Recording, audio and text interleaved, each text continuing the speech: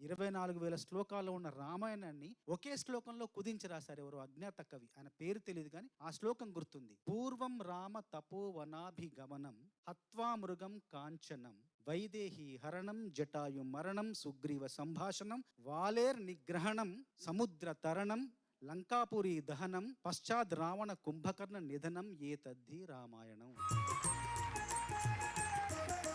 అన్నీ మీకు అర్థమవుతున్నాయి. రాముడు అడవికి వెళ్ళాడు, బంగారులేడిని చంపాడు, సీతమ్మ వారిని ఎత్తుకుపోయారు, జటాయు చనిపోయింది, తర్వాత సుగ్రీవుడితో సంభాషణ, వాలిని నిరోధించడం, తర్వాత సముద్రాన్ని దాటడం, అక్కడ నుండి లంకాపురి తగలబెట్టడం, తర్వాత రావణుడు కుంభకర్ణుడు చనిపోవడం. ఇది రామాయణం అని ఒక శ్లోకంలో రాశారు. కవులు ఎంత గొప్పవాళ్ళు అంటే సమగ్రంగా చెప్పడానికి, సంక్షిప్తంగా చెప్పడానికి సమర్థులు, సమర్హులు కూడా.